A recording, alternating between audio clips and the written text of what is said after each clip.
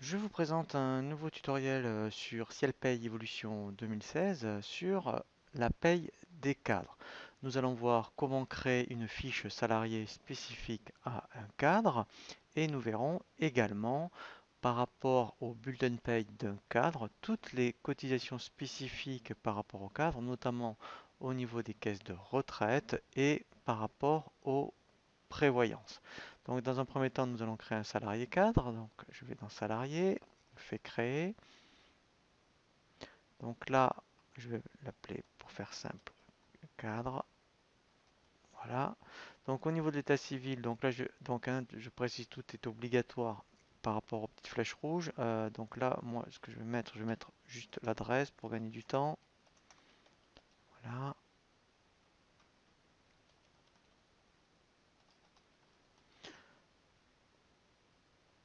Ensuite, donc, je vais dans affectation, donc il est bien rattaché à l'établissement. Donc l'emploi, donc par exemple, elle est par exemple directrice commerciale.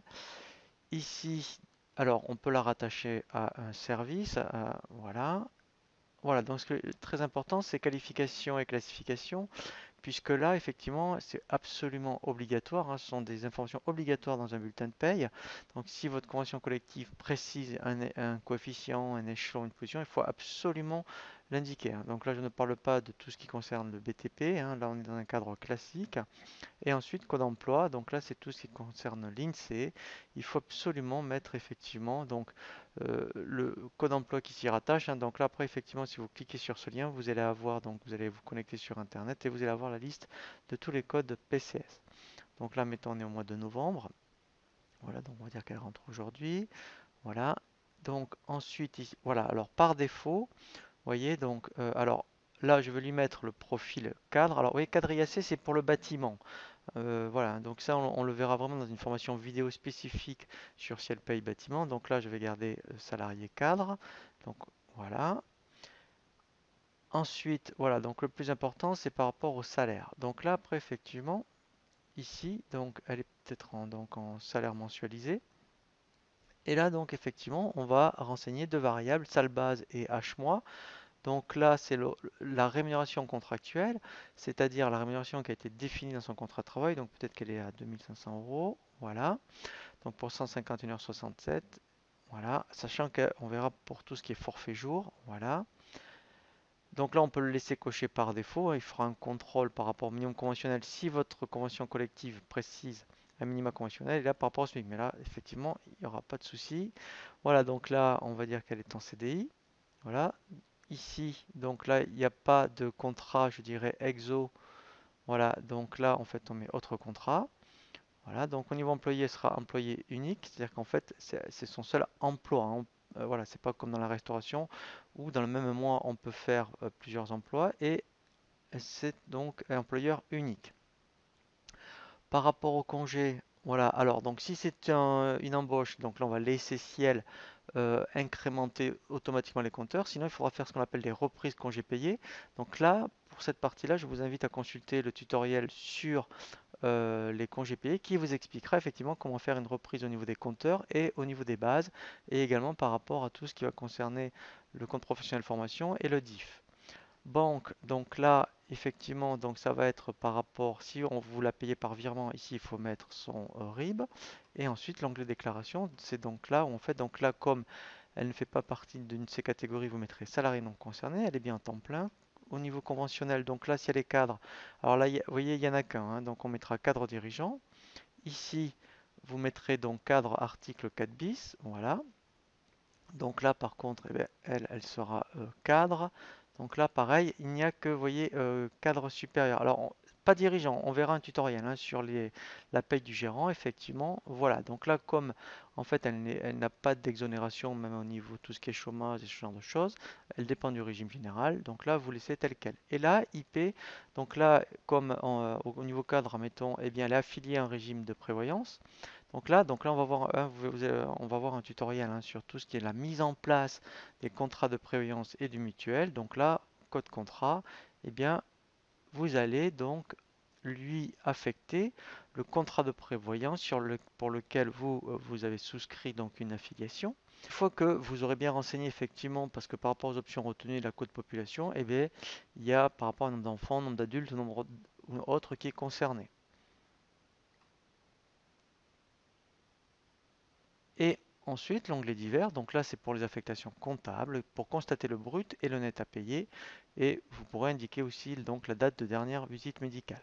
Donc là, la fiche cadre est créée. Alors il y a une spécificité, c'est que dès que vous aurez créé la fiche salarié, et bien effectivement, il va créer un onglet. Donc si je reviens maintenant sur sa fiche, voilà, si je fais modifier, on va voir un onglet qui a été rajouté qui est l'onglet variable et l'onglet pénibilité. Donc là, ça ne concerne pas. Et l'onglet variable, effectivement, donc si on veut au minimum que son salaire de base se calcule, donc là, comme au niveau rémunération contractuelle, on avait mis 2500 euros, eh bien, comme ce sont des, entre guillemets, des constantes, on verra que cet onglet variable, on va le retrouver dans le bulletin de paye. Donc là, au minimum, on va mettre donc son salaire de base et l'horaire mensuel. Donc on va renseigner salle base et H mois. Voilà, donc là je vais mettre 151,67 et salle base.